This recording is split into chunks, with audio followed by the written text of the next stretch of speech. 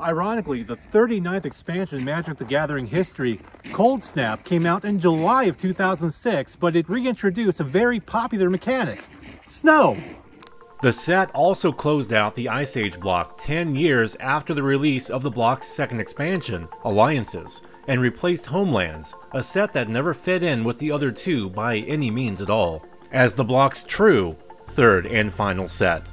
Coldsnap's story is told not by an official Magic the Gathering novel, but rather by a short story and articles on the Magic website, as well as in a short story called Keeping the Cold, found within the pages of the Coldsnap Player's Guide that came bundled in with the set's Fat Pack.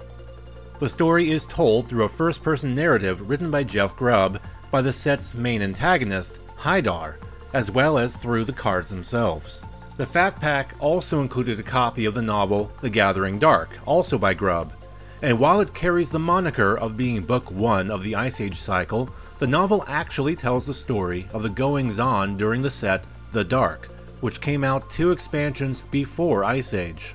If you want to learn more about the novel, we suggest you check out the Who Is video series about Jodah, Archmage Eternal. We'll put a link in the video description for you.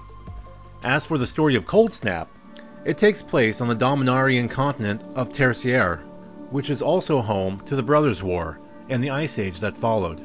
The land is now in a state of rebirth, known as the Thaw, thanks to the Ice Age ending world spell cast by the Planeswalker Freyalise, with the help of Jodah, Dominaria's eventual Archmage Eternal, and a young pre-Planeswalker, Jaya Ballard.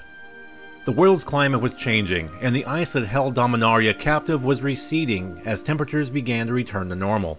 This stressed an esoteric order of wizards known as the Cult of Rimewind, who worshipped the eternal ice, and believed that endless winter was best. The cult was headed by Gendron, a talented ice wizard, or cryomancer. For most of their history, the Rimewind cultists kept to themselves, content to stay in their keep and out of worldly affairs. The thaw changed this, however, as temperatures rose, rivers flooded, ice melted, and refugees began to invade their land, incidentally informing the reclusive cult of all of the changes occurring in the lands to the south. This alarmed the cultists, but there were differing opinions on how to best handle these changes. Acting out of fear due to the coming thaw, Hydar, one of the cult's most talented mages, ventured into the keep's deepest reaches. There, in the cold darkness, he discovered ancient Phyrexian etchings. As he began deciphering and understanding these dark teachings, madness beset him. He concluded his research with the belief that the only way to beat the thaw was by harnessing Phyrexian power. He brought this new insight to the attention of his mentor, Gendron, who refused to even entertain the idea. In a fit of rage and resentment towards Gendron and the dismissive reception he received from him, Hydar accidentally killed him. Without hesitation, though, Hydar took over as the master of Rimewind.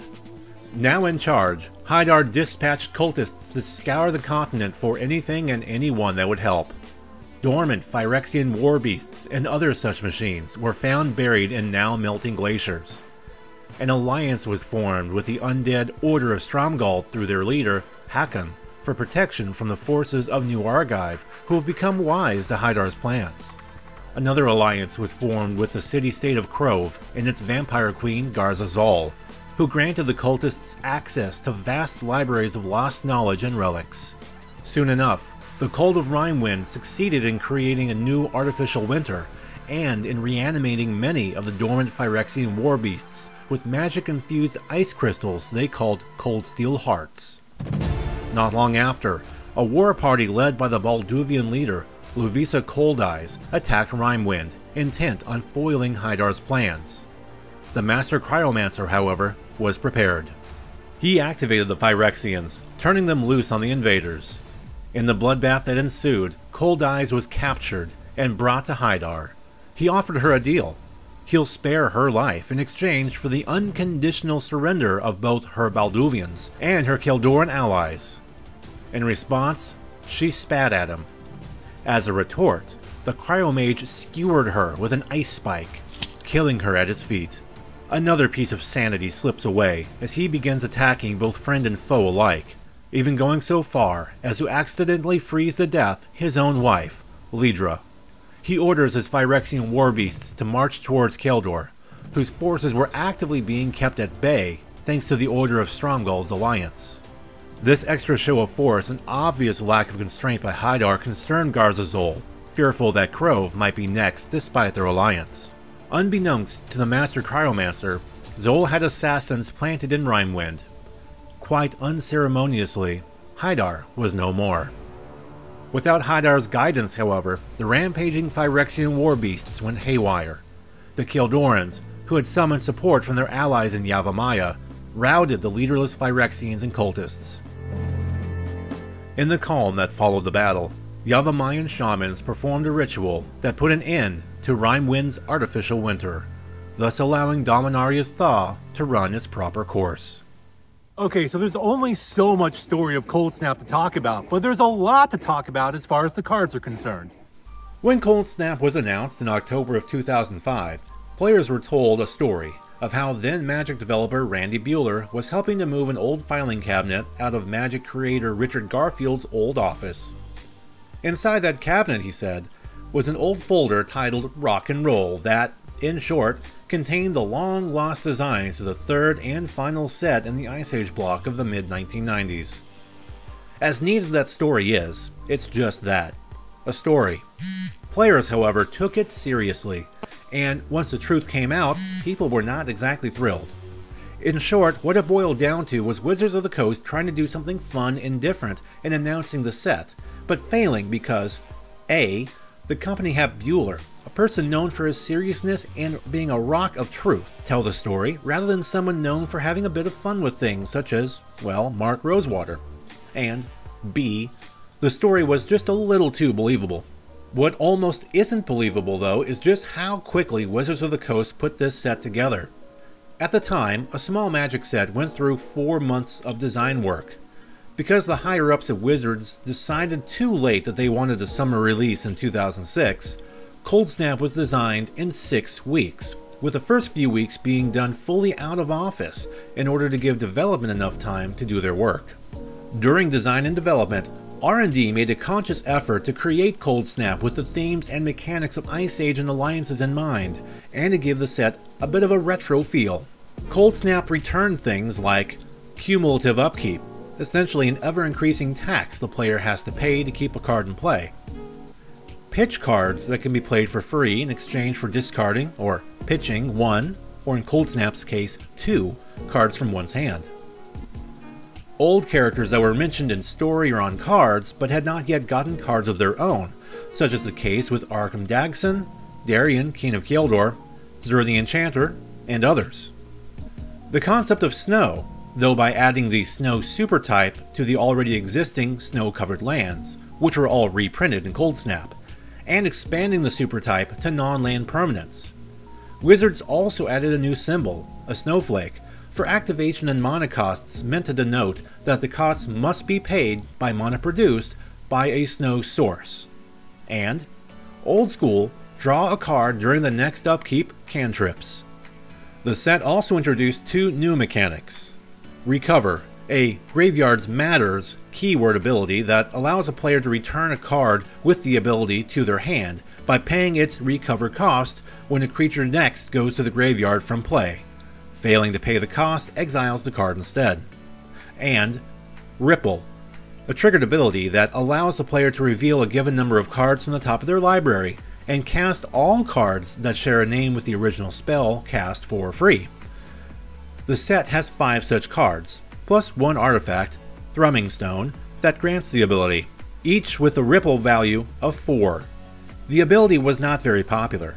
In fact, in a December 2021 episode of Good Morning Magic, senior Magic designer Gavin Verhey rated Ripple as the single worst designed Magic the Gathering mechanic of all time.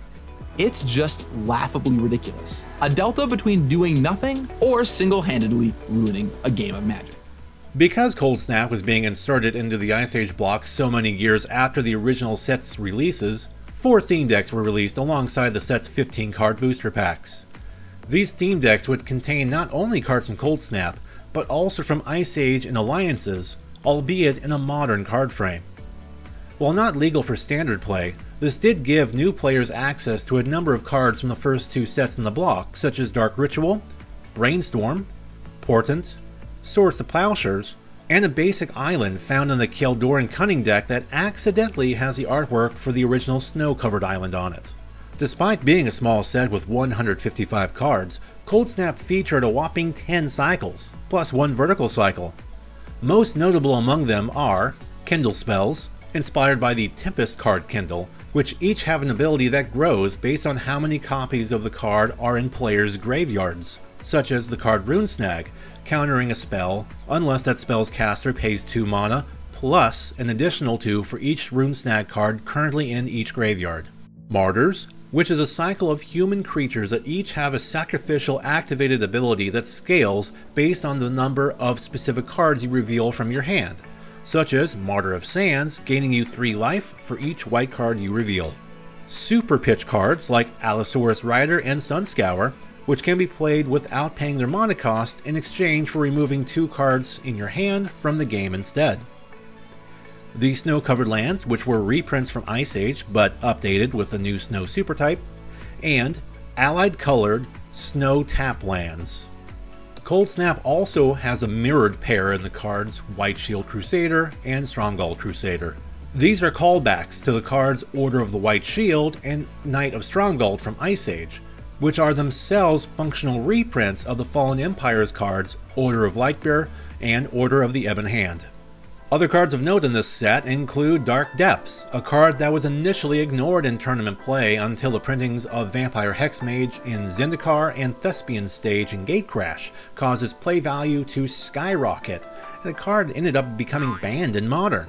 Oran Viper was once considered to be the best rare in the set.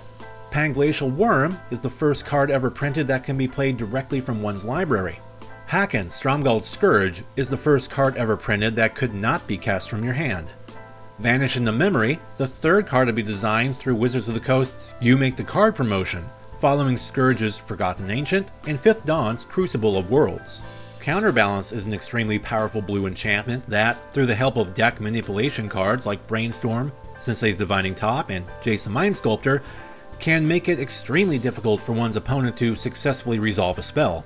Mitra's Bauble is a popular and powerful card that finds its way into a number of competitive decks across a variety of formats. Skred, the namesake card in the moderately popular Skred Red deck in Modern. Skred, by the way, is the Norse word for avalanche. Allosaurus Rider, a key card in the Neobrand Modern deck, also Coldsnap's pre-release promo. And the Merit Lage Creature Token, which was only given out at the Coldsnap release, and would not be widely available until its inclusion in the From the Vault Lore box set a decade later. Is Coldsnap one of your favorite Magic the Gathering sets? If so, let us know in the comment section below, and please support Magic Untapped by subscribing to us here on YouTube and toss a buck in our tip jar on Patreon. Thank you for watching.